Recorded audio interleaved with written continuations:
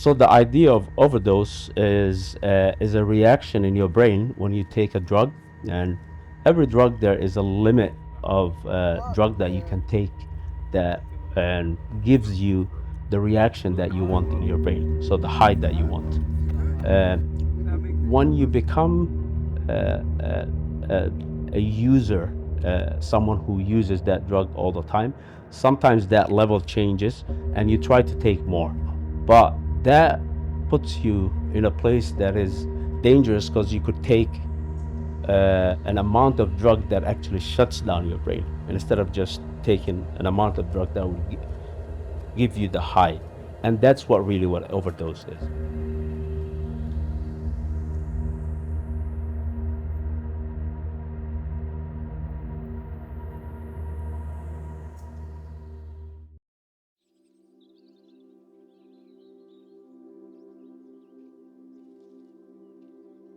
Drug problem is an American problem, but right now it's actually impacting every ethnicity, every community, particularly the community I'm from, Somali community.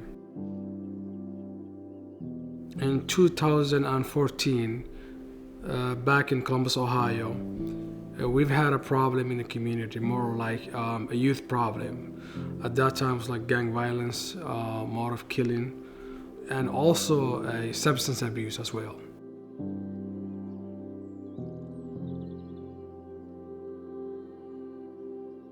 My journey to recovery. Okay, so my name is Abdurrahman Warsame. I'm a Somali second generation immigrant, born in America. I've been here my whole life, man. You know, Minneapolis is home. You know, one thing that I love about Minneapolis is, you know, there's such a huge Somali community. You know, even though like you grow up in America, you're kind of like in a place away from home. You feel home because there's so many Somali people everywhere. You know, I grew up with mostly predominantly Somali people, Roma people, East African people, and we all kind of shared the same struggles. And so you almost didn't feel it.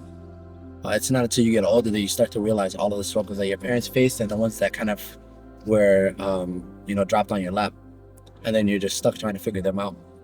And so for myself, you know, people deal with them different ways, but for myself, it was addiction. You know, typically when people hear about folks that are faced with substance use disorder, in other words, people that are addicted to drugs, they think of what you typically see in Hollywood, junkies, people that are on the ground, you know, covered in feces, eating off the ground, and pretty much the most destitute of all people, you know. But that's not true. The people we see today faced with addiction are everyday people. You'll see teenagers in middle school that are addicted to opiate. You'll see kids in high school. You'll see university students who got into it because of recreational activities. You'll see elderly folks who got exposed to opiate because of prescription drugs because after a surgery. All walks of life are affected by this opiate crisis.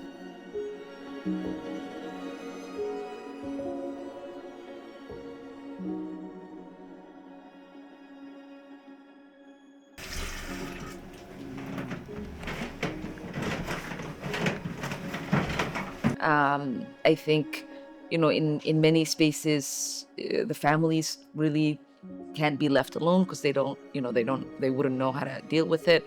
I think, you know, if you just had the healthcare providers dealing with it, they might not have the cultural sensitivity. If you left it alone to faith leaders, they might amplify some of that stigma. And so I think, you know, having the thoughtful collaboration from everybody to sort of holistically support people who are dealing with opioid addiction is the best way to go. And it's, I think, the only way to assure that not only are they getting the treatment that they need, but that they're also going to be supported within their within different spaces so that they can come back and join their community, whether it's their family or just community at large.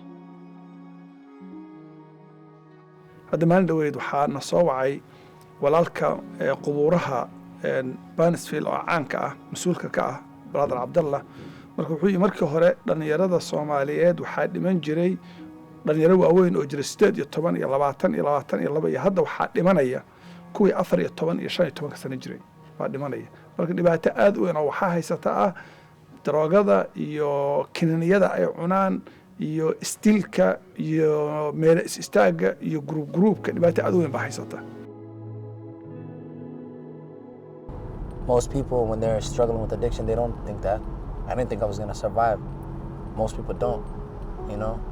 And so in order to give people hope, you have to continue to work with them and show them that, you know, there's more to life and that the opportunities are there, you know? That we deal with so much barriers, not only as, you know, immigrants, but as black, you know, people, Muslim people, Somali people,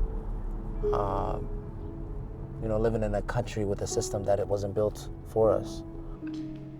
Every community, everybody likes to kind of kick the can down the road for someone else to pick up. And this has been going on. The crisis is ravaging the community and all of us are expecting for help from outside. So I asked myself, I mean, are we gonna just hope that someone else, another community members from different communities will come and kind of lend a hand and kind of, you know, do this heavy lifting for us? No, so it has to come from within and mobilizing the community, and everything starts from somewhere, a person, you know, a moment. And so we decided to take that action, that moment, with the help of Saeed. Without him, this would not be possible. The main objective is to save lives. If we can even save 10% of the people that is, you know, impacted by the problem, in the Twin Cities in this case, at large in the state, that is a successful rate.